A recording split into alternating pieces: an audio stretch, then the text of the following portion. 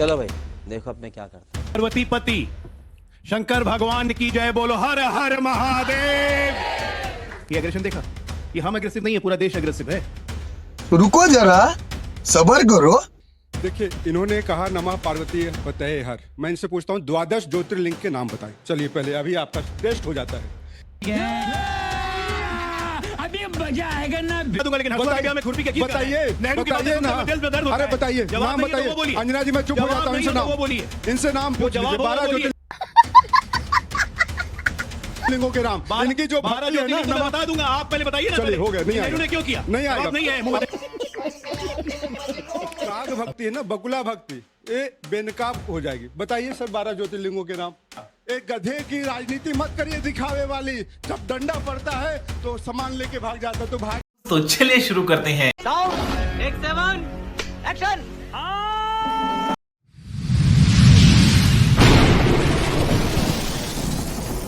नमस्कार दोस्तों, स्वागत है आप सभी का मेरे आज की इस नई वीडियो में। दोस्तों आज का वीडियो काफ़ी अधिक मजेदार और कॉमेडी वाला होने वाला है, क्योंकि आज बीजेपी के प्रवक्ता लाइव बुरे रंगे हाथों फंस गए हैं। क्योंकि जैसे आज डिबेट शुरू हुआ तो बीजेपी के प्रवक्ता अजय आलोक ने महादेव का नाम लेकर लोगों को गुमराह करने की कोशिश की, लेकिन दोस्तों दूसरी तरफ कांग्रेस के प्रवक्ता ने और अनुराग भदौरिया ने मिलकर इनको जमकर धुलाई की है। कांग्रेस के प्रवक्ता ने जैसे ही इन्होंने महादेव का नाम लिया, इन्होंने उनसे 12 ज्योतिर्लिंगों का नाम पूछ लिया। अब बीजेपी के प्रवक्ता तो पता ही है धार्मिक बातें करते हैं, लेकिन धर्म को फॉलो नहीं करते हैं, तो इन्हें 12 ज्योतिर्लिंगों का नाम पता नहीं, और ये सभी के सामने एक्सपोज हो चुके हैं। दोस्तों वीडियो काफ़ी अधिक मजेदार है, और अनुराग भदौरिया ने तो ये तक कह दिया कि ये राम का नाम जरूर लेंगे लेकिन राम के आदर्शों को नहीं मानेंगे। दोस्तों वीडियो काफ़ी अधिक मजेदार होने वाला है, तो आप सभी वीडियो को पूरा देखिएगा और लाइक और चैनल को सब्सक्राइब जरूर कीजिएगा। तो दोस्तों बिना टाइम को वेस्ट किए हम लोग आगे की बातचीत को समझने की कोशिश करते हैं। आइए देखते हैं, मजा आएगा। सोमनाथ मंदिर को लेकर नेहरू ने क्या किया था, कौन सी चिट्ठी लिखी थी, क्या तब किया था, उसको आज उठाने का क्या संदर्भ है? और इस बात तो सही है। विषय पर आपकी पार्टी इतनी अग्रेसिव क्यों होती जा रही? पार्वती पति शंकर भगवान की जय बोलो, हर हर महादेव। ठीक है समझिए। ये एग्रेशन देखा, ये हम एग्रेसिव नहीं है, पूरा देश एग्रेसिव है। अबे साले, सिंबी मेरी पार्टी एग्रेसिव नहीं है, क्योंकि मेरी पार्टी देश से अलग नहीं है। 1000 वर्ष हुए, 1000 वर्ष। 1026 में गजनी पहली बार आया था, तोड़ के गया 17। क्यों?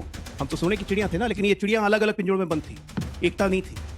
दूसरे की कमजोरी का फायदा उठा के सोमनाथ को तोड़ा, 50,000 हिंदुओं की जान लेके। आज उस सोमनाथ की रिसरेक्शन है, 1000 वर्ष हो रहा है। और सोमनाथ क्या है? सोम मतलब चंद्रमा, और चंद्रमा के नाथ थे वो। 12 ज्योतिर्लिंगों में से एक है, पहला। और उसको हम भूल जाएं, हमारी सभ्यता है, हमारी संस्कृति है, उसको हम भूल जाएं। उसको फंस गया। गौरवान्वित करने में किसको नुकसान होता है भाई, या क्यों होता रहा? मैं तो आप साफ कहता हूं, किसी भी राष्ट्र के प्रमुख की सबसे बड़ी जिम्मेदारी होती है, कोई भी राष्ट्र हो, उसकी सबसे बड़ी जिम्मेदारी होती है कि अपने राष्ट्र की संस्कृति को, अपने राष्ट्र की विरासत को पूरे विश्व में फैलाए, है या नहीं? क्यों किसी राष्ट्र प्रमुख ने आज तक ये नहीं किया सोमनाथ के बारे में या बाकी हमारी धरोहर के बारे में? और हमारे प्रधानमंत्री जी आज कर रहे हैं, तो उसमें दिक्कत क्या है? किसी को दिक्कत नहीं होनी चाहिए। अब पूरा राष्ट्र सोमनाथ के अलावा बाकी जितने भी हमारी धार्मिक संस्कृति जो हमें दिखाता है कि हम हिंदुस्तान से हैं, हम हिंदू हैं, उस पर गर्व करना चाहिए। उस गर्व के कारण हम ये सोमनाथ महोत्सव मना रहे हैं, और पूरा देश भी मना रहा है। ये बड़ी अच्छी बात कही आप। अब आप कह रही हैं नेहरू जी ने ये किया, वो किया, नहीं किया, क्या किया? बहुत सारी चीजें। नेहरू जी हमारे प्रधानमंत्री थे। प्रधानमंत्री कोई व्यक्ति नहीं होता, एक इंस्टीट्यूशन होता है। उस इंस्टीट्यूशन की बातें देश में मानी जाती हैं, जैसे आज मोदी जी हैं। मैं यही तो कह रहा हूं कि जब इंस्टीट्यूशन ने ही अपनी सांस्कृतिक विरासत को नहीं समझा, तो दूसरा कौन समझेगा? खाक पत्थर। आप मना कर रहे थे राष्ट्रपति राजेंद्र प्रसाद को कि आप मत जाइए सोमनाथ की इनॉग्रेशन में। आपने पुनरुद्धार में कभी कोई ये नहीं दिखाई। लियाकत अली को आपने चिट्ठी लिखी, माय डियर नवाबजादे, don't worry about Somnath. Somnath का दरवाजा वापस नहीं लगेगा जो महाराजा रणजीत सिंह ने काबुल में जीता था। क्यों भाई? हिंदू धर्म से इतनी कटुता क्यों? और हमारे हिंदुस्तान में इतनी कटुता क्यों? झूठ पे झूठ, झूठ पे झूठ। तो इस कटुता को समाप्त हम कर चुके हैं। और सोमनाथ ही नहीं, जिस तरह राम मंदिर का गर्व से हम जश्न मनाते हैं, हम सोमनाथ का भी जश्न मनाएंगे, पूरा देश मनाएगा। और धर्म विरोधियों को अगर न मनाना है, न मनाए, शांत रहे। दीपक जी, हाँ बेटा, लगता है तुम क्या आप कटघरे में इसलिए खड़े होते हैं इस मुद्दे पर क्योंकि नेहरू आर्काइव्स में वो चिट्ठियां मौजूद है जिसमें जो राष्ट्रपति जी थे डॉक्टर राजेंद्र प्रसाद जी को उन्होंने लिखा था कि वहां जाने को लेकर उनके कुछ मन में रिजर्वेशंस थे। मुख्यमंत्रियों को चिट्ठी लिखा कि ऐसा कोई भी उत्साह या ज्यादा मत कीजिए जिससे आपकी सेक्युलर छवि को नुकसान पहुंचे। सोमनाथ मंदिर के ही जश्न को वहां जाने को लेकर था। ये तो लेटेस्ट न्यूज है। तो ये बार बार खुले देंगे, इनको फायदा होता है उससे। देखिए, इन्होंने कहा नमः पार्वती पतये हर। मैं इनसे पूछता हूँ 12 ज्योतिर्लिंग के नाम बताएं। चलिए पहले अभी आपका अभी मजा आएगा ना भिड़ो। जाता है ये जो काग भक्ति है ना, बकुला भक्ति, ये बेनकाब हो जाएगी। बताइए सर 12 ज्योतिर्लिंगों के नाम बताइए। आप मैं नहीं बताऊंगा। देश देख रहा है, देश देख रहा है। मजाक की बातें चुप, मजाक की बातें चुप होके बताइए। 12 ज्योतिर्लिंगों के नाम बताइए। मैं नाम बता दूंगा, लेकिन बताइए बताइए ना, अरे बताइए नाम बताइए। अंजना जी मैं चुप हो जाता हूँ, इनसे नाम, इनसे नाम पूछ लीजिए। 12 ज्योतिर्लिंगों के नाम, इनकी जो भक्ति है ना, बता दूंगा, आप पहले बताइए ना। चलिए हो गया, नहीं नेहरू ने क्यों किया? नहीं आएगा, नहीं है, मुंह में नहीं जम गया ना, मुंह में नहीं जम गया। अब मैं बताता हूँ, चुप हो जाइए। अब चुप हो जाइए। ये सिर्फ अब इनको नाम नहीं आता।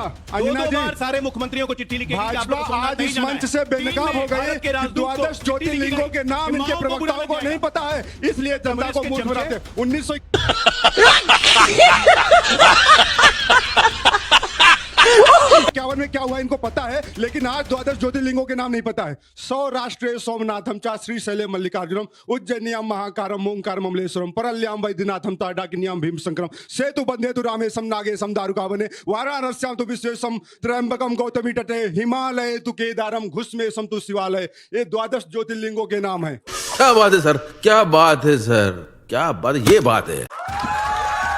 पता नहीं है, इतिहास में गड़े नहीं। तो ये बात गांडियों को ही बता देते हैं। सीखे पढ़ क्या ये बात, ये गांधी परिवार को बता देते हैं ना, मुझे क्यों बता रहे हो? मुझे तो बताइए, क्योंकि आपको नहीं पता है। शोक रट क्या है, आपको नहीं पता। गांधी परिवार को बता देना क्यों रट क्या है ना, आप भी रट लेते। सोमनाथ आप भी रट लेते। एक गधे की राजनीति मत करिए दिखावे वाली। जब डंडा पड़ता है तो सामान लेके भाग जाता है। तो भाजपा वाले किसको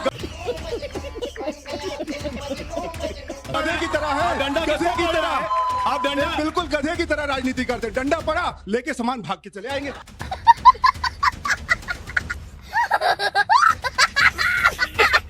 तो जब मोदी जी ने कहा हम 1000 साल डंडा किसको पड़ रहा है जनता से, वो तो हम देख ही रहे हैं। कौन कहां रहता है, कभी जर्मनी भाग रहा है, कभी कोलंबिया भाग रहा है। डॉक्टर साहब डंडा किसको पड़ रहा है? बीपी हाई हो गया, पता चल गया। आज भाजपा के प्रवक्ता का बीपी हाई हो गया। अच्छा बात नहीं। आप बताओ, इनके लिए एक ताली बजा दीजिए कि 12 ज्योतिर्लिंगों के नाम याद नहीं है। अब बड़े गर्व से कहते हैं मैं तो भगवान का भक्त हूँ। ताली बजाइए इनके लिए, ऐसे काले नेमियों के लिए, ऐसे लोगों के लिए बजाइए, ऐसे काले नेमियों के लिए। अब बात आती है 1951। तो कहने पे आपके ताली भी नहीं बजा रहे। कोई बात नहीं अंजना जी, बात यह है सबको समझ में आ गई ना कि 12 ज्योतिर्लिंगों के नाम नहीं पता इनको। ये गजब बेइज्जती है। बात तो सबको स्पष्ट है। अच्छा बढ़िया, वही रिकॉर्ड घिसते रहिएगा। हो गया, जीके का कॉन्टेस्ट खत्म हो गया, आगे बढ़िए। कि 1951 में जाने से पहले 1947 की बात करते हैं। 28 नवंबर 1947 बिरला टेम्पल में महात्मा गांधी की प्रार्थना सभा चल रही थी। महात्मा गांधी जी को पता चलता कि जूनागढ़ सरकार जो गुजरात में था कि वहां की सरकार कुछ चंदा देने वाली है मंदिर के लिए। महात्मा गांधी जी ने शाम को वार्तालाप किया सरदार पटेल से। पटेल जी से पूछा कि ऐसा है क्या? पटेल जी ने कहा ऐसा कोई नहीं है, और जब तक मैं सरकार में हूं, यहाँ इस देश में हूं, तब तक सरकारी खजाने से, ध्यान रखिएगा, सरकारी खजाने से 1 रुपया नहीं दिया जाएगा।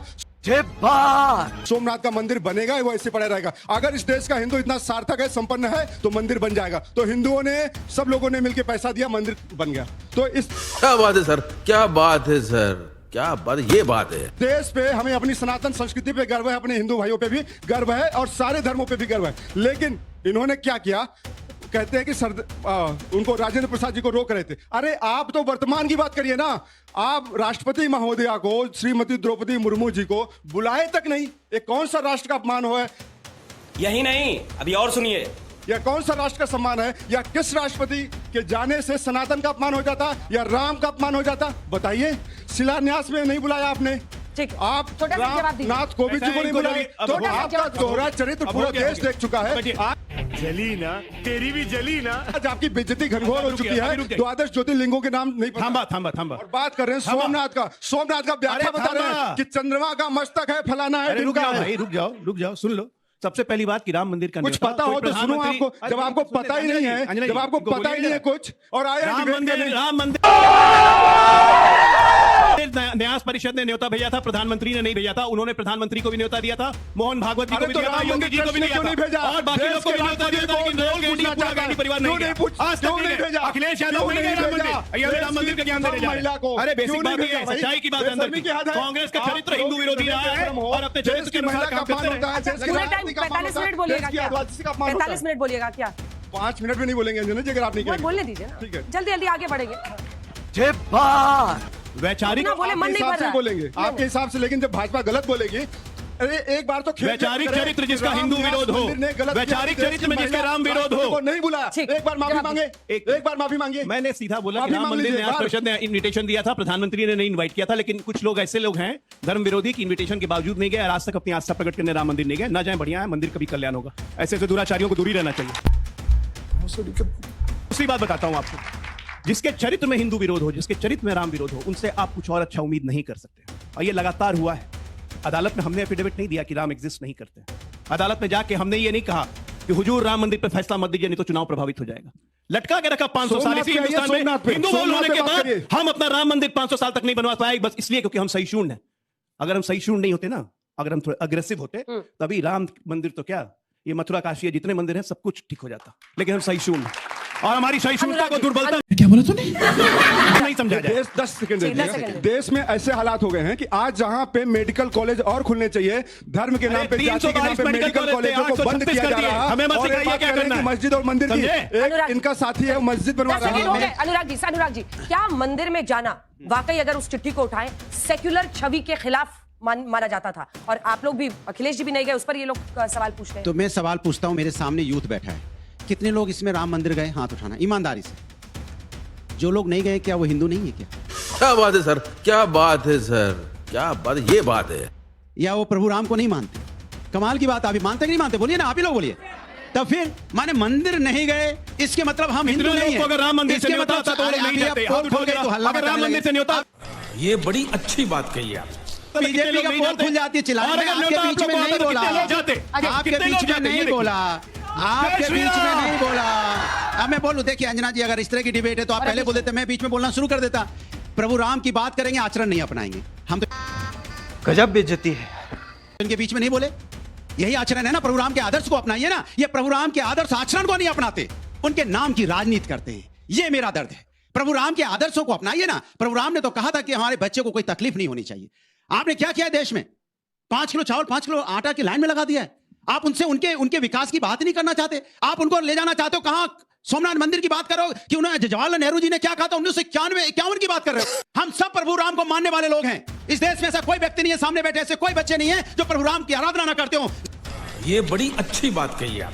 जिनके घर में मंदिर नहीं हो, अगर जिनके घर में मंदिर नहीं होगा, जो कमजोर है, गरीब हैं, अगर मंदिर नहीं होता तो कैलेंडर टांग लेते हैं अपने घर के अंदर में। हम लोग उस देश से आते हैं। प्रभु राम कण कण में है यहाँ पे, और कण कण में प्रभु राम को खोजते हैं। आप किसमें खोजते हो? आप राजनीति में प्रभु राम को खोजना चाहते हैं। ये यही नहीं, अभी और सुनिए। हमारे आपके बीच में है, क्योंकि आप इतनी तेजी से बात करते हो। सोमनाथ मंदिर की बात हो रही है। सोमनाथ मंदिर को कौन ऐसा व्यक्ति है जो सोमनाथ मंदिर को नहीं मानता या नहीं पूछता? देश का हर व्यक्ति पूछता है। आप जहां पे देखते हो आस्था, इनके लिए मंदिर, सोमनाथ मंदिर कोई आस्था नहीं है। ये उसमें राजनीति खोज रहे हैं। उसमें भी ले आए कांग्रेसी नेता का नाम कि पहले जो प्रधानमंत्री थे उन्होंने नहीं जाने दिया। अगर उन्होंने नहीं जाने दिया तो आप बताइए, आपने राम मंदिर में क्या राष्ट्रपति जी को बुलाया था?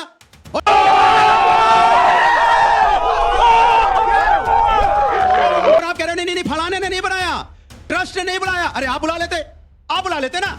घर में जब शादी या कोई फंक्शन होता है तो आप बुला लेते हो ना। जो भूल जाते हैं तो दूसरे घर के जो बड़े बुजुर्ग होते हैं, जो घर का सम्मानित व्यक्ति होता है, बुला लेता है।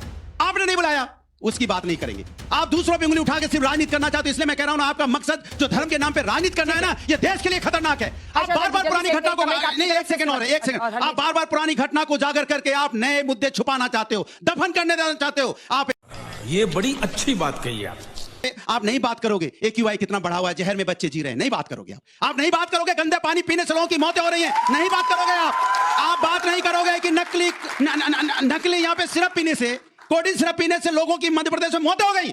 जिसके घर का बच्चा उजड़ता है ना, पूरा खानदान उजड़ जाता है। आप उनकी बात नहीं करना चाहते, उनके सबके सब चोर हैं साले। बारे में सोचने को मजबूर नहीं करते जनता को। जनता का ध्यान डाइवर्ट करते हो कहां पे? मंदिर और मस्जिद के नाम।